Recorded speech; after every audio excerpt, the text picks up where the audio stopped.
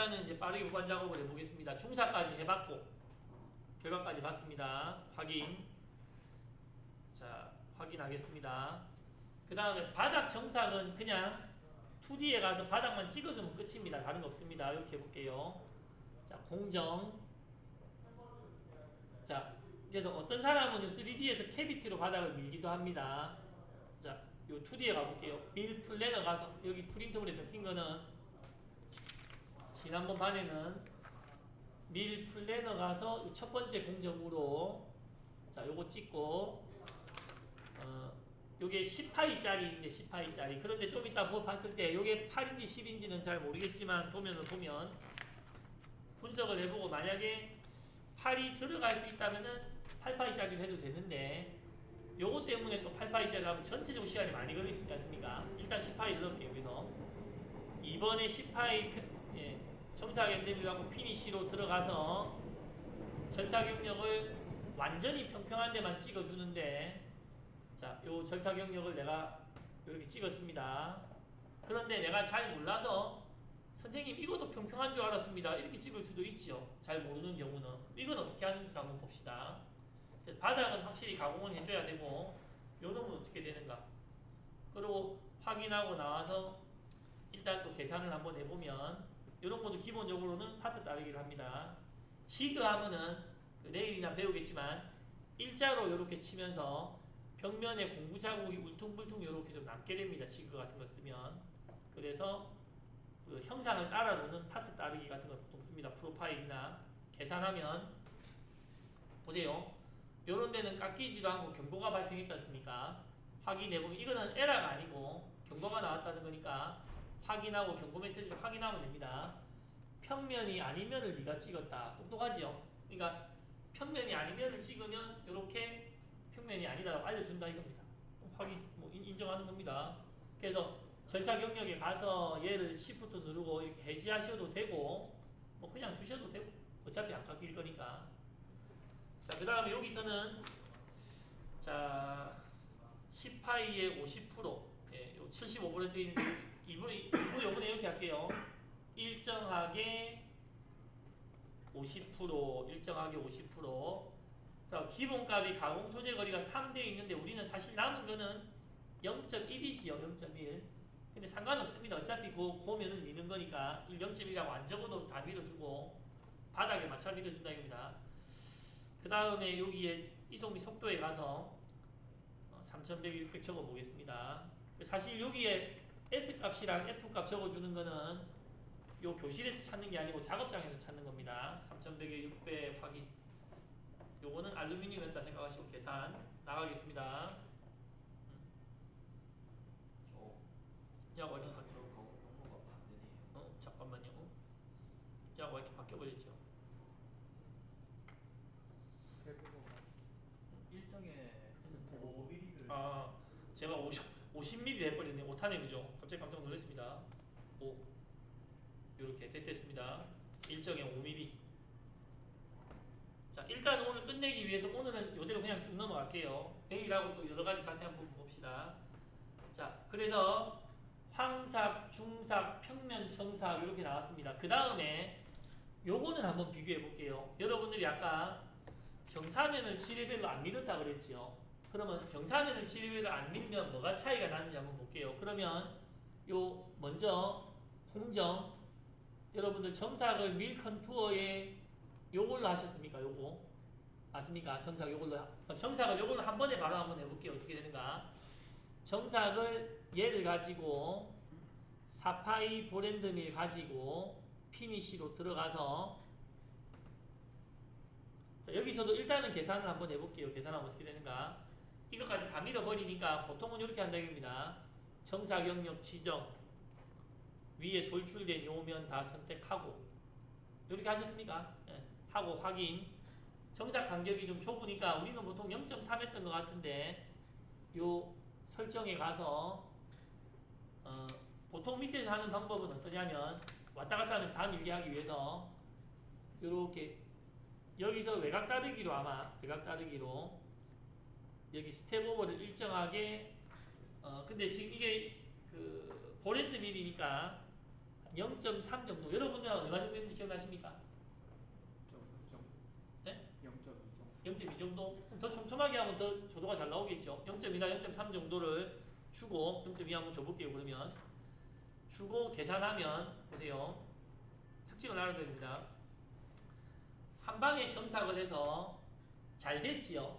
잘 됐는데 얘의 특징은 어떤 거냐면 0.2 하니까 좀 표가 안 나는데 제가 윗면에서 이렇게 보면서 확대를 해가지고 이렇게 한번 볼게요.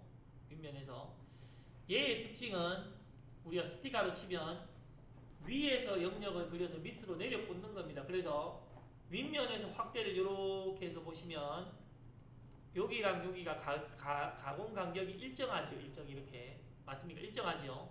그런데 얘를 돌려서 이렇게 측면으로 세워서 보시면 경사가 진 부분은 내가 원하는 간격에서 조금 멀어지는 걸 알 수가 있습니다. 경사가 지는 부분은 이게 이유가 이 가공 경로가 원칙상으로 등고선 가공인데 위에서 등고선을 이렇게 그려서 밑으로 내려 꽂아 버리는 거다 이겁니다. 그래서 이렇게 완만한 데는 제 간격이 나오는데 경사가 심한 데는 간격이 막 이렇게 벌어지는 겁니다. 여기 벌어져도 아무 상관없습니다. 그냥 이건 한 방으로 끝내면 됩니다. 그런데 나는 여기에 간격이 벌어지는 게 싫어서 아니면 누군가가 이거 더 촘촘하게 해야 된다라고 강제로 해달라고 하면 순서는 달라도 되는데 이 가공법에서는 여기 아예 손을 안 대는 방법이 있습니다. 손을 안 대는 방법. 어떤 방법이냐면 철사 경력은 이렇게 정해놨지만 확인 방금 철사 그 간격 정해주는 데 가서 이 설정이 있다는 걸 쓰기 때문에 있는 거죠. 위에 보면 급경사 제한이라는 게 있습니다. 경사가 어느 일정 이상이면 이 공정에서 손대지 마라. 기본으로 여기서 한번 들어가 볼게요. 여기서 방향 급경사라고 한번 해볼게요. 방향 급경사. 각도가 나오죠. 기본이. 그러니까 65도 그 이상의, 일단 이상이라고 합시다. 65도 이상의 어떤 경사를 가지면은 여기서 밀지 말고 난가하더라 이겁니다. 난가하더라. 그러고 나서 다시 나가서 계산을 해볼게요. 그러면 저 각도에 따라서 요런 급경사라고 하고 영어로는 스티프라고 하는데 N자가 거꾸로 됐습니다. 그래서 다시 들어갈게요. 자, 거꾸로 얘기했습니다. 그 급경사는 G레벨에서 미는 것이고 이놈은 안급경사만 미는 공정입니다. 안급경사. 위에 이렇게 막 완만한 놈. 지금 이 공정은 위에 이렇게 완만한 놈만 있는 공정이라서 기본값으로 하면 비급경사 65도로 하고 계산을 하면 그 여기에 네모 나오는 거는 공정이 툴패스가 안 나왔다는 말입니다. 계산하면 이 영상에서 경사가 일정 이상인 부분은 손을 안 댄다 이 말입니다. 이유 아시겠지요? 왜냐 요 경로 간격을 여기서는 유지 못하기 때문입니다. 유지 못하기 때문에. 그래서 나는 어차피 요 놈은 밀어봐야 시간만 가고 듬성듬성 밀리니까 여기는 손대지 마라 라고 했다면 요 S값 F값 넣어줄게요. 이속 및 경로에서 여러분들 실제 가공연구도 가서 보면 똑같이 줄이 나옵니다. 여기서 3100에 다시 8000에 2000 순서는 바뀌어도 됩니다. 8000에 2000에 했네요. 8000에 2000 밑에서 혹시 S값 얼마 있는지 기억 안 납니까? 다음 주에 알아봐서 좀 알려주세요. 아니면 내일 파일을 좀 주세요. 확인 생성합니다. 그래서 여러분들이 밑에서 한 방에 정삭을 했다면 시간이 걸려도 되니까 두 번에 나눠서 또 조도를 좋게 해라. 그러면 한 번은 이렇게 완만한 면만 하고 확인.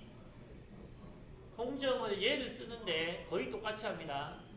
공정을 얘를 쓰는데 거의 똑같이 하되 경사면만 가공해라고 지정하는 겁니다. 경사면만. 그래서 자, 이 공정을 쓰되 똑같은 공구로 들어갑니다. 들어가고 절차 경력도 똑같이 설정합니다. 경사면 가공하는 데서 경사면만 설정하는 거 아니다 이겁니다. 그냥 절차 경력 찍어서 이렇게 전부를 다 선택한다 이 말입니다. 똑같이 아까 정삭이랑 똑같이.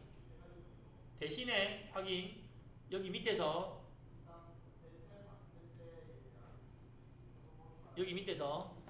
급경사 제한 없음이면 얘도 일단은 여기 해볼게요. 지금 요 절삭당 없음이면 이런 데도 다 밉니다. 얘는 이제 급경사 제한을 해주겠습니다. 전용 65도. 그러니까 아까 걔랑 이제 왔다 갔다가 되는 겁니다. 얘는 급경사만 밀겠다. 그리고는 요 밑에 가서 절삭당 G레벨 프로파일. 얘는 이게 깊인 겁니다. 한 번 밀고 두 번 밀고 세 번 밀고 이게 깊인 거니까 요거를 0.2로 해볼게요. 0.2.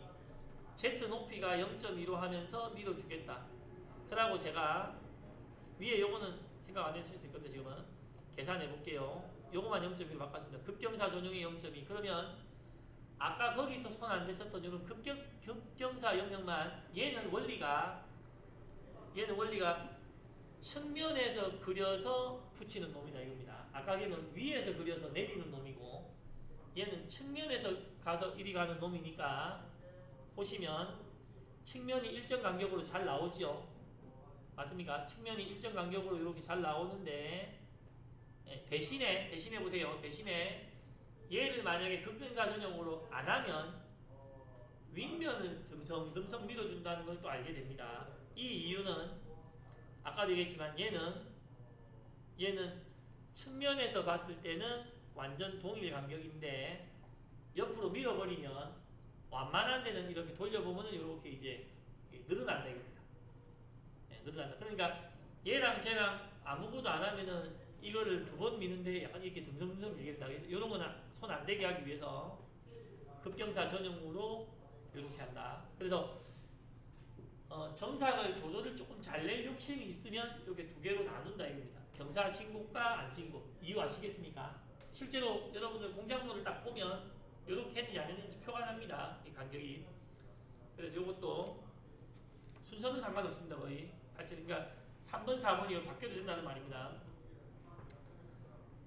8천에 2천에 전 똑같이 거의 시간이 다 됐네요. 딱 맞습니다. 마지막으로 그 잔상은 R을 살짝 돌려주는 것인데 밑에서는 몇 바퀴 돌렸습니까? 혹시 그 형상 따라서 한 바퀴 했습니까? 몇 바퀴 했습니까? 마지막에 요 형상 따라서 쫙 또 돌려주는 거 한 번만. 따로 주진 않았는데 그냥 한 바퀴만 돌려. 한 바퀴만 돌렸습니까? 그래서 제가 왜 그러냐면 보시면 공정에 자 잔상은 한 바퀴 돌릴 것 같으면 얘입니다. 얘 플로우 그 싱글이라고 말 그대로 싱글 한 번만 돌리는 거. 한 번만 돌리는 거. 얘는 내가 지정해서 여러 바퀴 돌릴 수 있는 겁니다. R을. 그런데 싱글로 먼저 한번 해볼게요. 플로우 그 싱글의 특징은 자 마지막 잔상을 내가 2파이로 합니다. 2파이로 하는 이유는 이 영상의 마지막을 R1로 땄지. R1로 땄으면 2파이짜리로 밀어야 R이 1이 된다는 말입니다. 그래서 2파이짜리로 이렇게 들어가서 플로우 그 싱글 세 번째, 첫 번째 걸로 들어가면 얘는 처음에 그 절삭 영역을 선택을 안 해줘도 그냥 제가 계산하면 R1짜리는 지가 알아서 파고 들어간다. R1짜리는 지가 알아서. 이 공구가 2짜리니까. 공구가 2짜리니까 R1짜리는 이렇게 파고 들어가게 되고 요거랑 거의 흡사하게 아까 플로우 컷 멀티플이라는 그 옆에 있는 걸 누르면 횟수를 정해가지고 요 간격을 조금 정해서 여러 번 할 수도 있습니다. 그건 이제 내일 위해볼게요. 요게 됐으니까 정상적으로 됐으니까 손댈 필요는 없겠고 자, 요 이송진 속도만 8,000에 500으로 해가지고 계산해가지고 그러면 우리는 이제 이렇게 한번 해보는 겁니다. 내일은 이렇게 여러분들 해보시라 그러고 또 캔버스 같은 데 넣어볼게요. 이렇게 하면 전체적으로 모의 가공이 되는가 보는데 3D로 하기 시간이 없기 때문에 저는 보통 2D로 봅니다. 3D로 오래 봐봐야 자주 보면 볼 게 없다 이겁니다. 2D로 한 5 정도 조금 빠르게 해서 빨리 돌려보면 황사. 그리고 이때 이 그림을 머릿속에 익혀놓으면서 실제 가공할 때도 거의 비슷하게 나오는 걸 보는 겁니다. 항상 중사.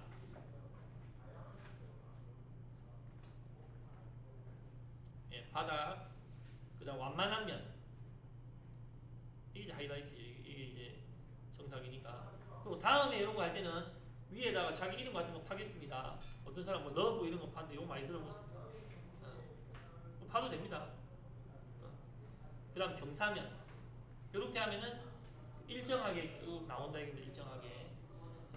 요렇게 하고 다음에는 요런데 글자도 막 파고 NX 캠 막뭐 러브 뭐 이렇게 파고 하트도 파고 그렇게 해보고 어쨌든 요렇게 하면은 이제 프로그램 순서 뷰에 가서 요거를 쫙 펼쳐놓고 자기가 설정하려고 했던 요 원래는 요런 이제 작업 그 계획표 같은 게 있어야 됩니다. 요거를 보면서 여기 딱 같이 대놓고 내가 제대로 설정 못한 게 있는가 또는 생각지 못한 게 있는가 이런 걸 비교해보고 이상이 없으면 요 위에 묶어놓은 놈을 찍어서 포스트 프로세스 해가지고 G코드를 뽑고 그 놈을 캔버스에 넣어서 모의 가공해보고 기계에 가가지고 넣어서 그래픽이나 또 모의 가공 도안 때려보고 그러고 나서 이제 가공을 하는 그런 순서를 따라가겠죠.